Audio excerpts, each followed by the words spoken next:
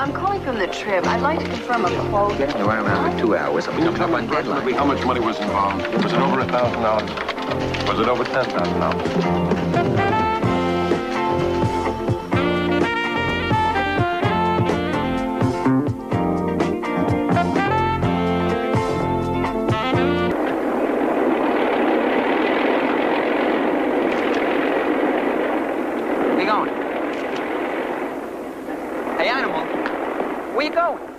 Back far enough to get everything in.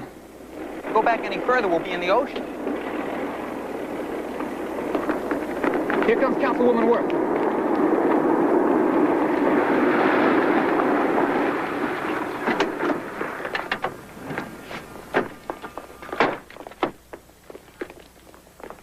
Hi, Mrs. Worth. Hi. Did you arrange for this sunshine? Of course, and I want it on the record that ever since I was elected to the Board of Supervisors, we've had moderate weather. Whereas under my predecessor, we had heavy, heavy rains. I think that's significant. Who persuaded McGavin Industries to build here, Mrs. Worth? Modesty forbids me from answering that. What am I saying? I did. I've dealt with that corporation for years. Do you see any conflict of interest there? I mean, since your own company dealt with those people before you were elected? Well, here's Mr. Rossi to start off another day with a smile. No, Mr. Rossi, no conflict whatsoever. I'm very happy that my prior connections have enabled me to attract new business to this county. I hope to continue to do so. Mrs. Worth, can we get a picture of you turning over the first spadeful of earth? Of course.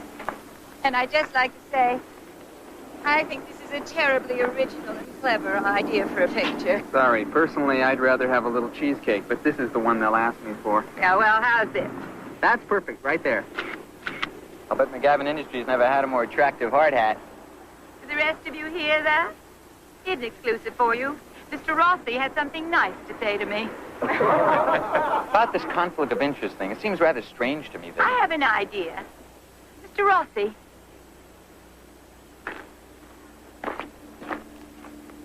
How about turning over a little earth yourself? Why me? Why not? I've read your work. You're obviously no stranger to a shovel. Come on, Rossi, dig a little. Come on. Dig a little. Dig a little. That's my buddy. Yeah. Now, what am I supposed to make of this sentence? Seen in this light, the caduceus bears an amazing resemblance to a dollar sign. What don't you understand? The caduceus? It's the symbol of medicine. I know what a caduceus is. Snakes twined around a little gizmo, right? I can even see how it might look like a dollar sign. It's a whole sentence I'm questioning. To, litter it for you? Well, yes, as a matter of fact, it is. I think if you're going to introduce a caduceus in a news story, you might explain what it is to the reader. Why don't we try giving the reader credit for a little intelligence?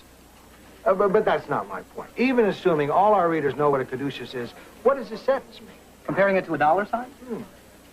It means that the hospital board is greedy. It means that money is the only thing doctors care about anymore. What's that doing in a news story? That's what the story is about. No, the story's about one hospital canceling one program. The claim that greed was responsible is your opinion, Mike, unsubstantiated by any facts. The whole story substantiates it, and I stand by my story. You can stand by it, you can pat it on its head, you can clutch it to your bosom, but we're not going to print it like this. It's lousy journalism. Next time you want to pin somebody's hide to the barn, you better use facts for nails. That's a lousy metaphor. Facts for nails? I kind of liked it. I know. They all want to be investigative. That's trouble with young reporters now. They're all angry crusaders. Whereas you and I are calm and objective. That's why we never get upset. I'm not upset. I'm just tired of having to turn back Novette's slanted copy and then put up with a lot of guff from him. How good a reporter is he? Yeah, it's hard to tell. He has a lot of potential, but he isn't getting any better, and he should.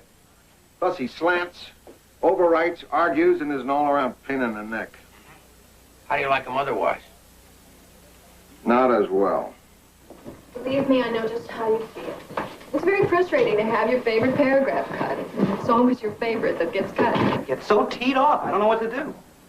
What do? To relieve the frustration? Oh, I do what any good reporter does. I go to a bar and pick a fight with a sailor. I'm serious. Doesn't it make you crazy? Not anymore.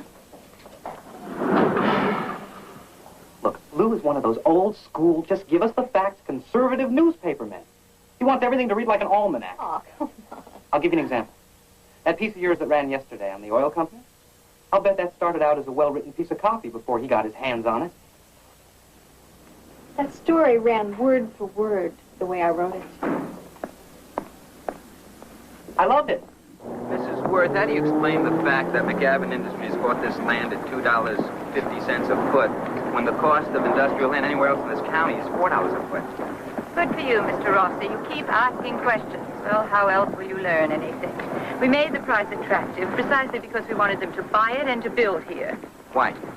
Why? Because it is obviously to the benefit of the county to have them here. The jobs and revenue generated will far outweigh the temporary loss. Enabling them to buy cheaply was a very sound fiscal move. I see. What's your theory, Mr. Rossi? That I have stock in the company? That I have friends on the board? I do. I have friends on the board of half the companies in this town. That I'm getting a kickback? Just what are you trying to prove? I'm not trying to prove anything. I just... This entire transaction was conducted in the clear light of public scrutiny. All the records are available to you. There are no secrets. There is no scandal. I'm not saying there's any scandal. I'm just trying to cover a story. Cover one, or create one.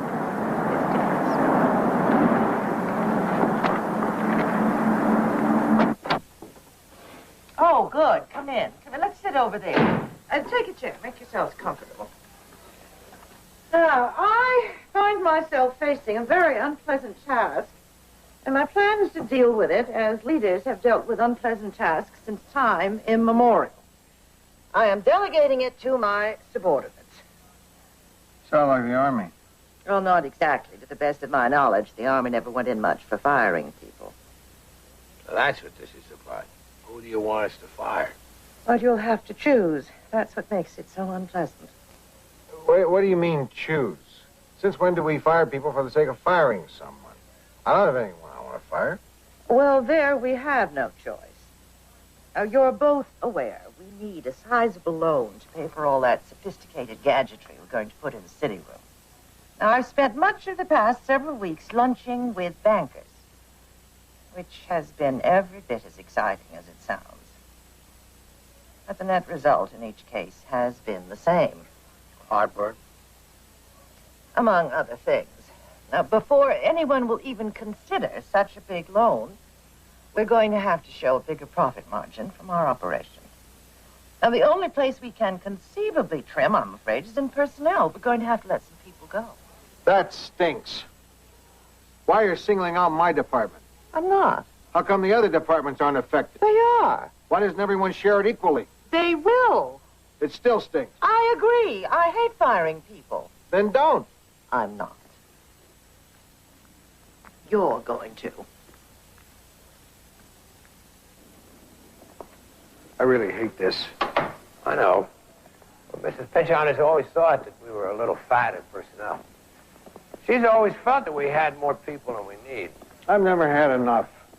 Now, how do I decide who to fire? Well, last hired, first fired is a time-honored formula.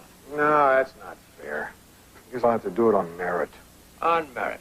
Okay, who's your least valuable reporter? Well, I could get along without either Mike Norvett or Janet Reed. Janet Reed. The one with the long wavy hair and terrific legs, who always leans over your desk when you're going over her copy. Has that little southern drawl.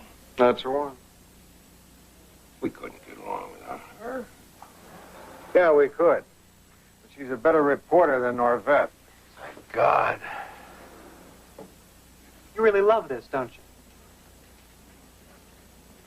Circumstances beyond your control. That's all a smokescreen, isn't it, Lou? You've been looking for a chance to fire me right along. No, I haven't. Sure you have. Because I'm the only one around here with guts enough to stand up to you, look you in the face, and tell you that you're wrong. That's not true, Mike. Tough old Buffalo has everybody running scared, and then I come along and point out that the Emperor has no clothes. You make some metaphors. So I get the axe. As a lesson to the others, I suppose. Well, I could understand that, Lou. I could respect you for that. If it weren't for the hypocrisy of pretending that you're sorry about it, that's the part that really bugs me. I'm not here to bug you, Mike. Just fire you. Did you think I was after your job? Is that it? Deep down?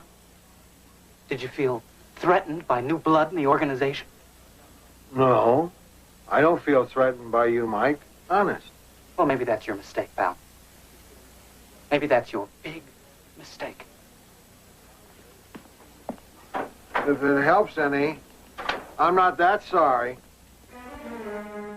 Lou Grant will continue in a moment here on A&E.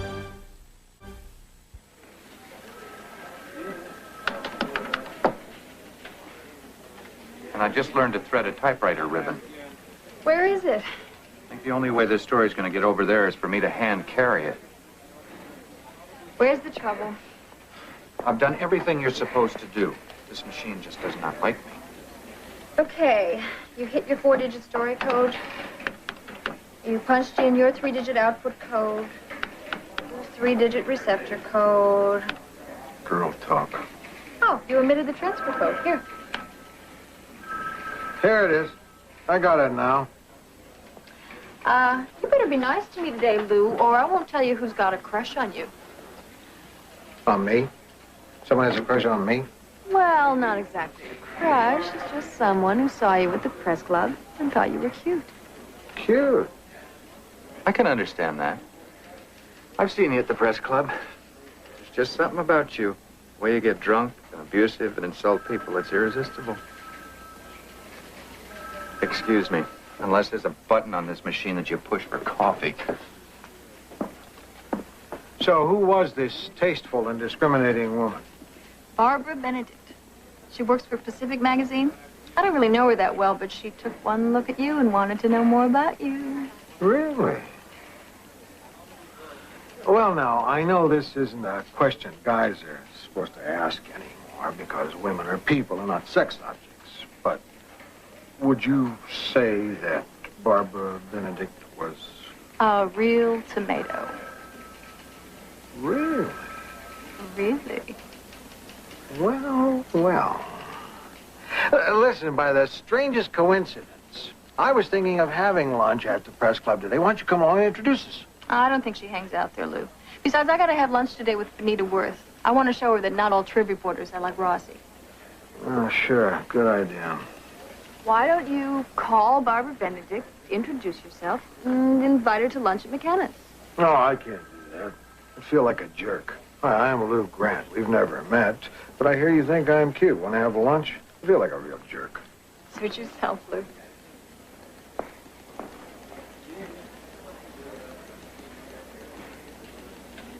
So I decided to get back into print journalism. It must have been quite a jolt making the transition from TV news. No, not really. An editor's an editor. You don't lose the instincts. You're amazing. No, I'm not. No, really. I mean, picking up after all those years away from newspapers and on a paper as demanding as the Trib. I mean, that is one of the better edited newspapers around in everybody's opinion. That's a good outfit. Of course, any outfit is compared to the one I'm with. The magazine, you mean? It's okay. A little sensational, but that's... I'm not talking about the editorial content so much as the people, the staff. It's like Peyton Place over there. Really? Plus, all the normal inter-office problems, you know, the gossip and jealousy, stealing each other's assignments, putting down other people's work. You get all of that anywhere. Oh, I can't believe it's that bad other places. We have a couple of reporters don't like each other so much. A little jealousy here and there. How do you handle that? I mean, you are the city editor. It all lands on your desk. Sometimes you do something inspired. Then there have been a couple of instances. And I didn't handle it very well. I guess you're lucky to have a woman publisher. I hear Mrs. Pynchon is a real pushover. Pushover? Who told you that? Boy, she's one tough broad. Let me tell you a couple of stories. Would you like another drink? Sure. Huh? Cream and sugar, Miss Newman? Really? No, thank you. I just Pongo and La Mesa, por favor. Are you going to be the next chairman of the Board of Supervisors? Gracias. Oh, well, you want more coffee, Benita?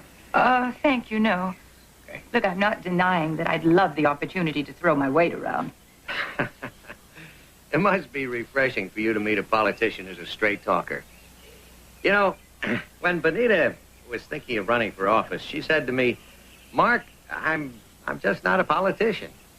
And I said, Benita, that's why we need you. Glad to see the people agreed with me. Don't you want to ask me any questions that are difficult and hard to answer? Well, I did want to ask you about your opposition to the mayor's rapid transit proposal. Hey, have you ridden one of the buses lately, Miss Newman? I mean, English is a second language. All we got to do is seal off the border, and we won't have a need for rapid transit. Excuse me, I'm not sure I follow you. Are you saying... Look, the closest thing to rapid transit Mark's been on lately are the golf carts at the club. Okay. I'm all for rapid transit, but the voters have expressed a preference for the automobile. Perhaps our challenge is not to rearrange our lifestyle, but to find a cleaner fuel and a more efficient engine. Well, you're not going to lose too many votes with that opinion. Sometimes what's popular is also what's right. Benita taught me that when we were in business together. I thought you taught her the business. No. She bailed me out. Saved my life. Nonsense. My business was underwater. Fish were swimming in the windows. That little lady took over the controls and put it back on a paying basis. Kept me out of debtor's prison. Company was doing just fine until Mark got ill. I stepped in to try and pull things together. With his help and guidance, I managed to finish what he'd started. As I recall, it was one of the real success stories of the year of the business community. Didn't the company expand tremendously? Just a little. 10 times. She made it 10 times the size it was.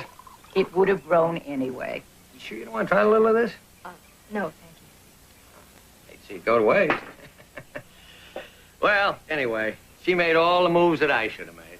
And would have made, if you'd been well enough. That's when I knew that Benita ought to be in government.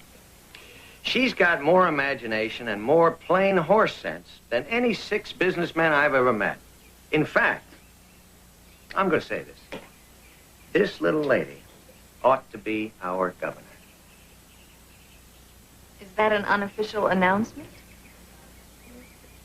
You'll notice, Billy, I didn't say that.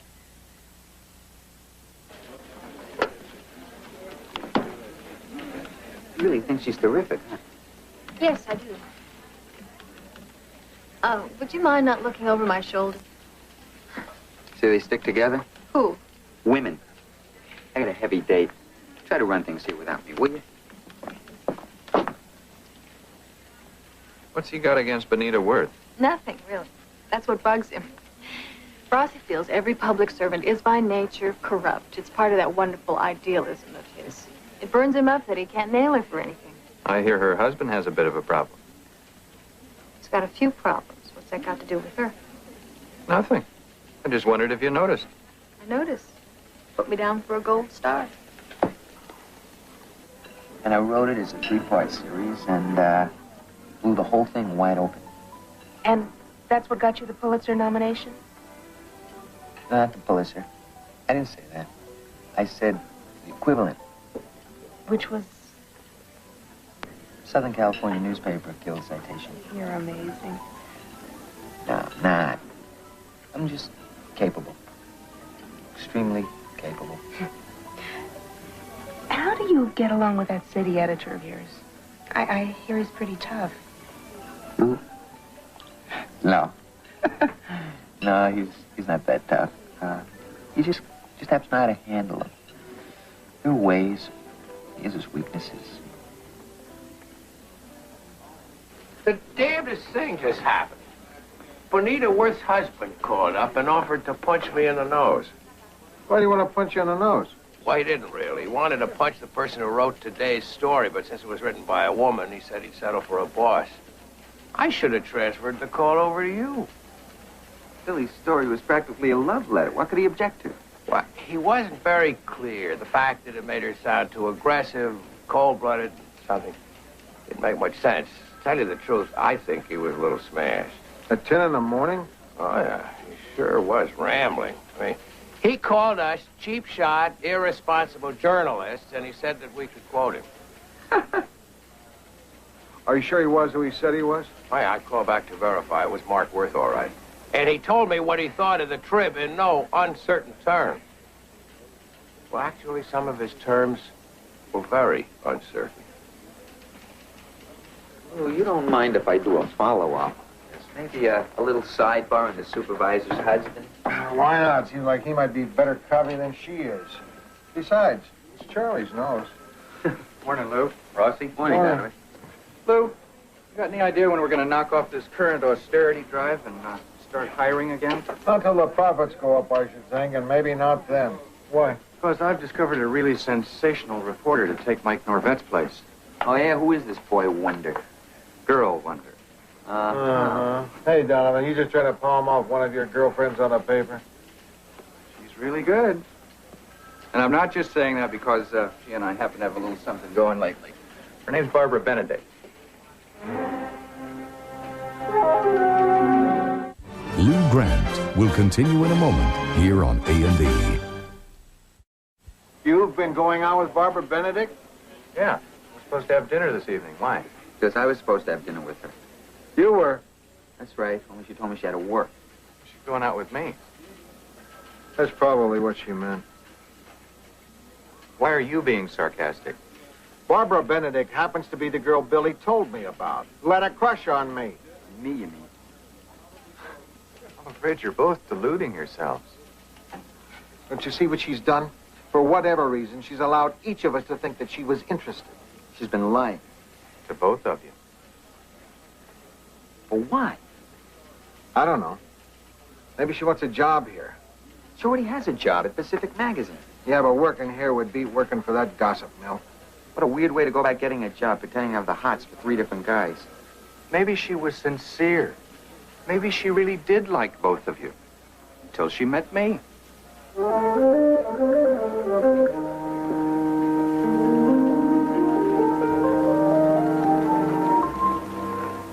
That was a very nice piece you did on Benita Worth. Thank you. Her husband didn't seem to think so. Yeah, I heard through the grapevine that he actually called up and threatened to punch out Charlie Hughes. I love it. Too bad the guy didn't threaten Lou. Oh, he's still carrying a grudge. I know better than to badmouth Lou around one of his dedicated disciples. Mike, when are you going to get off that? I'm loyal to Lou. I'm not going to apologize for it. Commanding loyalty is a great virtue in a squad leader. I'm not so sure it's a virtue in a city editor. What's that supposed to mean? Thank you. You're so used to how Lou's going to react that you react ahead of time for him. I bet there's lots of ideas that you don't pitch because you know he's not going to go for them. When does loyalty become self-censorship? I see you haven't lost your talent for exaggeration. Any luck getting a job? Oh, didn't I tell you? I already landed a job. A good job. I'm working for Pacific Magazine.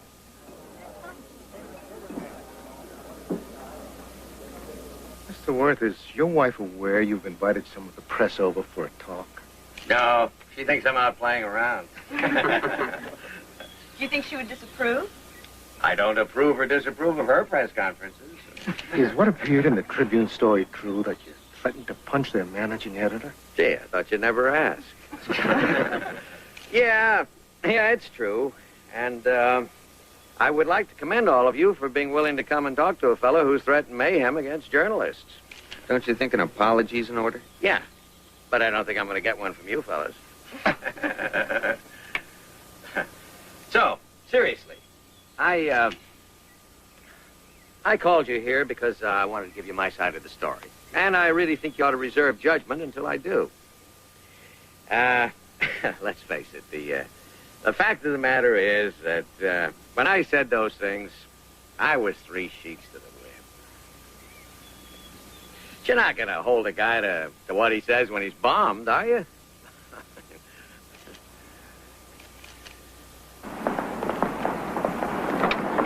Councilwoman Worth? Mrs. Worth? Are you ready to comment on your husband's threat to my managing editor? You expect me to say no comment, but I will say this.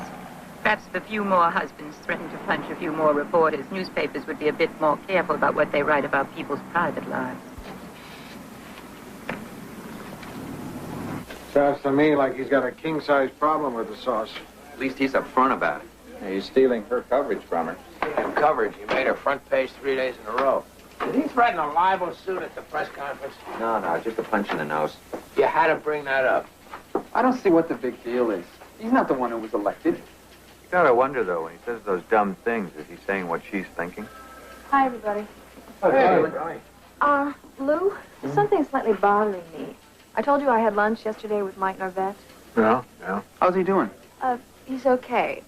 He was asking a lot of questions about Lou and the newsroom and Charlie and everybody. Probably still wants to come back. No, that's not my point. He's got a job on Pacific Magazine, and that's what's bothering me. You mean the fact that he was asking all those questions about the trib?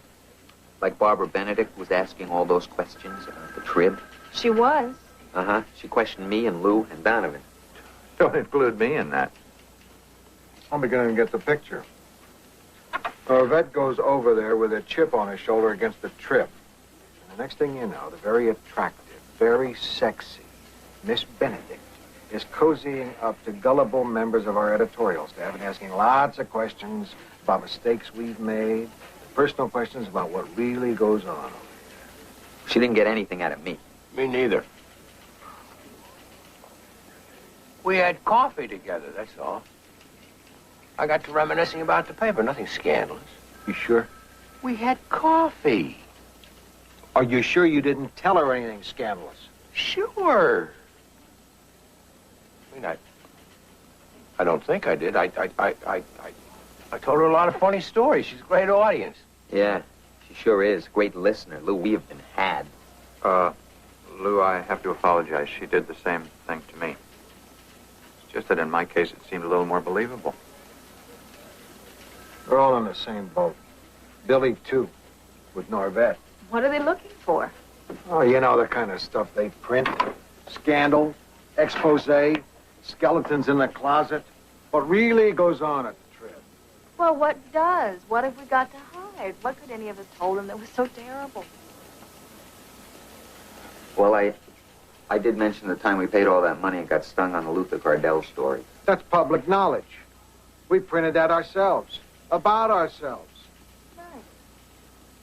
We didn't print about us flying down there and buying white suits for that fake rendezvous in the bar and about you chasing Jack Riley down the beach trying to break his neck. Lou, we didn't print that. What else? I think I may have mentioned about one of our reporters sleeping with a state senator. You think you may have mentioned it? Alluded to it. Well, everything I said was pretty positive. I don't know how he took it. I told her myself about how we raised all that money for that needy family at Christmas. Now the mother turned out to be a hillbilly bunco artist. Oh, great. I just told her one or two amusing anecdotes about Mrs. Pinchon. Listen, it's silly for us to speculate about this. We're all professionals here. They're professionals. Let's talk turkey. Barbara, Lou Brandt. Say hello for me. Listen, it's of no importance, really, but I was just kind of curious about the piece you guys are doing on the trip. Why, Lou, you mean you knew about it all the time? Of course. Why do you think I played it so cool when you were trying to pump me, huh? I never told you that. Sure you did. Frankly, I'd say it was one of the most revealing interviews I ever had. I'm very grateful to you, Lou. Well, good. Well, yeah, I'll do that. Thanks, Barbara. Bye-bye. Would she tell you anything? Sure. She says we can stop worrying about the article and read it ourselves. It's coming out tomorrow. Lou Grant will continue in a moment here on A&E. The guy at the newsstand downstairs says Pacific Magazine won't be in for another hour. Forget about Pacific Magazine, will you? How can we forget? I spent all last night trying to remember what I told Matahari. How come she's a Matahari for doing the same thing our reporters do? Because our reporters don't pretend to be something they're not. They announce that they're reporters to the people they're talking to so that they don't get the wrong idea and make fools of themselves. Well, personally, I'd never tell them a thing.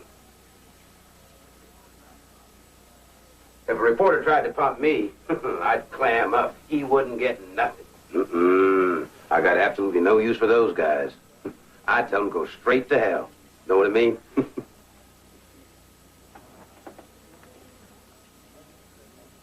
Well, I mean,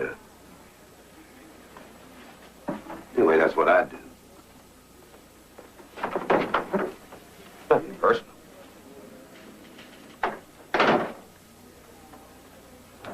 Anyhow, there's nothing to worry about. I'm quite sure none of us told Barbara Benedict anything incriminating. I know I didn't. Anybody here feel like talking about the newspaper? Oh, right.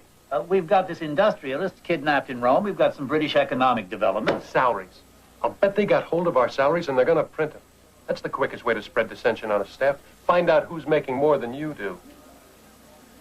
We're not rock stars or baseball players. No one around here earns enough to make anybody jealous. Unless they invent figures. Now, they could do that, you know. Yeah. The point is they're not going to invent anything. They're subject to the same laws we are. If they can't document it, they won't print it. Yeah, but they could make us look bad. Anybody can make anybody look bad. Look, we're going to find out what they found out soon enough. Right now, let's get back to the budget. Right. I have an item here concerning the new emission standards for the state. Oh, please, don't let me interrupt you, gentlemen. I certainly wouldn't want to interfere with the working of a great newspaper. Mr. Worth, I'm Lou Grant. We're having a meeting here. There's something I can do for you. For me, as opposed to me, which is your usual pleasure? Listen, why don't we go into This my office? fascinating editorial this morning. For example, I just wanted to thank you all personally for taking so much interest in me. And I quote, "It remains to be seen whether Mrs. Worth's candidacy for re-election can survive the embarrassment of her husband's public antics." Antics? Is that a little overwritten? Mr. Worth. You just never let a day go by without calling attention to my antics, do you? Did it ever occur to you that if there's any embarrassing being done, you're doing it? We're a newspaper, Mr. Worth. No, you're a contemptible bunch of sanctimonious hypocrites. Newspaper men don't drink, do they? Oh, wouldn't catch any of you taking too much to drink. Certainly wouldn't read about it in that paper of yours. But the husband of a county supervisor, the best supervisor we have, let him show just a little human weakness, and you can't wait to smear her with it. Does that make you feel powerful? Huh? Does that make you feel good? Mr. Worth. If I were young, I would personally kick the crud out of everybody in this room. But I'm not. I'm not young. And I'm not very strong, as you constantly point out. So, what do you want to pick on me for, huh? I got news for you, Mr. Grant. I'm not worth it, Mr. Grant. I'm too easy. I mean, how hard is it to make fun of a man who drinks, who can't run a company, who can't do anything? How hard is that, huh? What in God's name did I ever do to you? What? Why? Oh,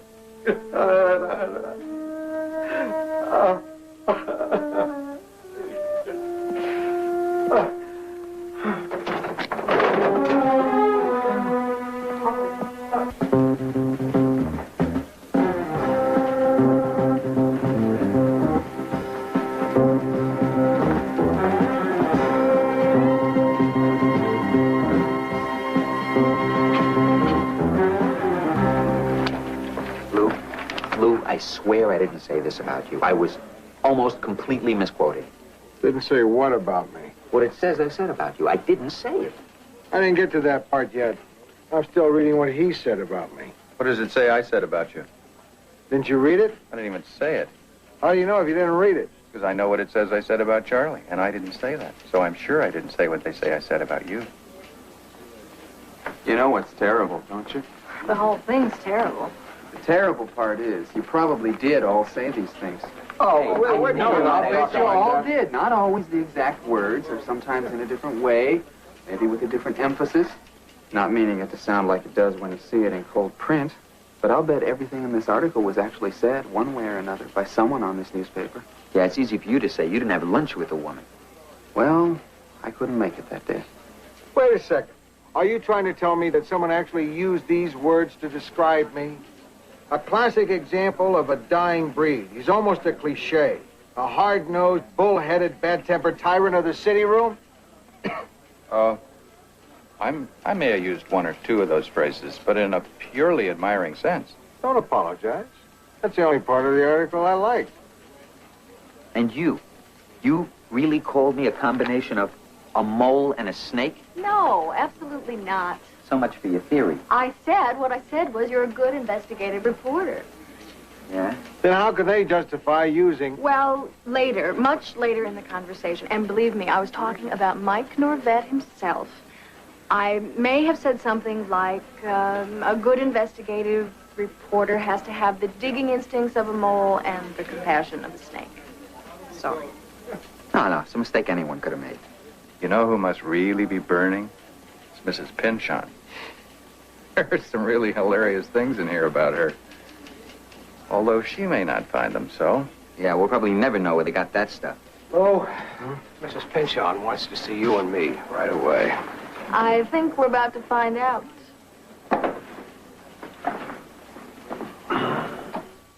Lou Grant will continue in a moment here on A&E. Pinchon, I know what you're thinking, but you've got to realize that whole Pacific article is a bundle of misquotations and half-truths that have been deliberately wrenched out of context. Really? Absolutely. Well, you know how those things work. You describe somebody in glowing terms, and they just pick out the words and phrases that will leave a negative impression. I've heard of that being done. So if I give the impression in there of calling you inflexible and tight-fisted, you can be sure that it started out as a tribute to your strong leadership. Mm-hmm. And the only reason I brought up the subject of your inexperience at the time you took over the paper was to show how fast you learned, how you grew in the job. I see.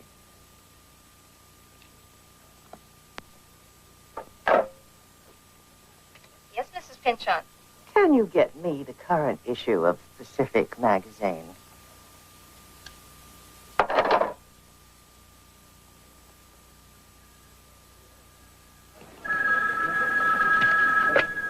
City desk, Donovan. Yeah, Animal, what's up? Hold on, we got a terrible connection. Who'd you say was in an accident? Anita Worth and her husband. Rossi, come here a minute. We got an accident. Where are you? Unless she can fly, I don't know how Benita Worth got to Malibu. I just left her 15 minutes ago with the Department of Water and Power. Animal, what makes you think it was Benita Worth and her husband? You saw Mark Worth, and he was with a woman. On my way. Okay, thanks, Animal. We got it. Is Worth gonna make it? Oh, yeah. He wasn't hurt that bad. As a matter of fact, he was feeling no pain. What do you mean? Was he in shock? Oh, he was just a little banged up and a lot juiced. Can you identify the woman? Yeah. Kimberly Ann Sackett, 29 years old, cocktail waitress in a golf club. How's she doing? Well, she's in surgery now. It's too soon to tell. Thanks. What's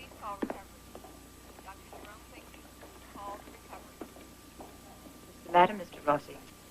Couldn't you find anyone to bribe to get a sample of my husband's blood test?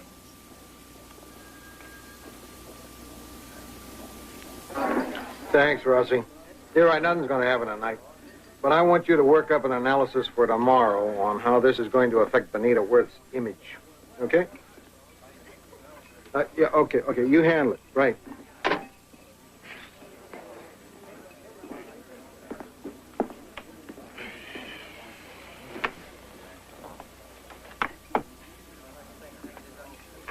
Doggone, Mike. Have a drink. I'll have another with you. Hmm? Beer. Same. Look, I hope there's no hard feelings about that Pacific Magazine piece, Lou. Hard feelings? You stuck it to us. You stuck it to us real good. Heck of a piece. Mm-hmm. Oh, I'm glad to hear that. I thought maybe, you might be a little steamed because I mentioned about you slugging that guy. Are you kidding? I'm just glad you didn't print the other stuff about me. The really bad stuff. I got off easy. Cheers. Cheers. Well, what kind of bad stuff? Well, I mean that... Oh, no, you don't. You're going to write another article, right? Yeah. Honest, I'm not. I'm just curious. Well, if hitting the guy in the elevator was so bad, what would people say if you wrote about the guy whose legs I broke? You broke a guy's legs? Both of them? Complete set.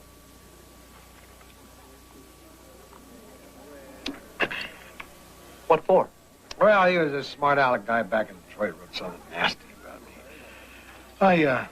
I was drinking at the time. Well, I've got to be going, Lou. I thank you. Don't go. Let me tell you about the brawl in the press club on Guam. This guy said something that got me very mad. I don't know what got into me, but I actually threw him out the window. Out the window? Closed window. I wasn't myself. I guess I'd had one too many at the bar beforehand. Oh, come on, Lou. I know you're not going to hit me. You're right. I'm not, much as I'd like to. It's just my way of saying I don't like your style of journalism. Makes it hard on the rest of us. Well, I'll see you around, Lou. Next time I'm on Mount Olympus. It's not Olympus, pal. It just looks like it down where you are.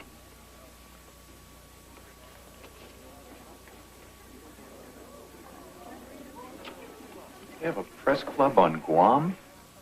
Who knows? If they don't, they should have.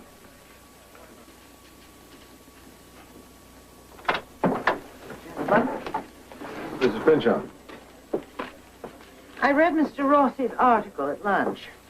His analysis of Benita Worth's situation is regrettably accurate. The woman's in trouble. Rossi really nailed it. Benita's got a choice between ditching her husband and looking disloyal. Or she can continue with a guy who makes racist statements, has been openly unfaithful to her, and is now facing a drunk driving rap. Either way, she'll have a tough time doing her job. Breaks of politics. I wonder how much of it is simply the breaks of politics. Well, what else is it? Well, I think we played a part in this chain of events. How's that? Look at this. Yesterday, a cheap magazine with malice aforethought tried to smear our newspaper. We were furious. But we, with all the highest sounding motives in the world, have just helped to undermine a very promising career. Oh, wait a minute. We didn't make Mark Worth a racist or a drunk. No, but we turned the spotlight on him because his wife was in a position of power. And we do feel so righteous when we go after the powerful, don't we?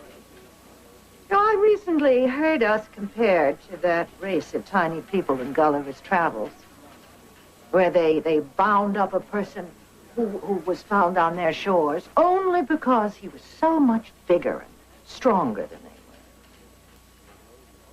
I think the comparison fits. Sure. People in our business have an instinct to take on the big guys. That's what makes good reporters. If we didn't, all we'd be printing is the daily horoscope and movie guide. Yes, that's all very true. Meanwhile, here is a good public official in a dilemma I don't see any way out of. I think we helped put her there.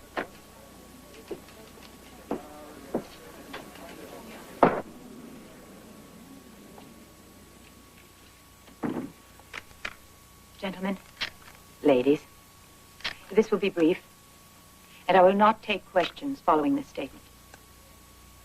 It is with deep regret that I announce my resignation from the Board of Supervisors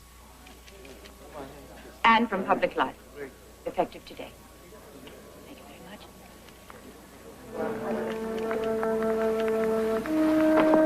much. Never saw that one coming. Too bad. I thought she had a lot on the ball.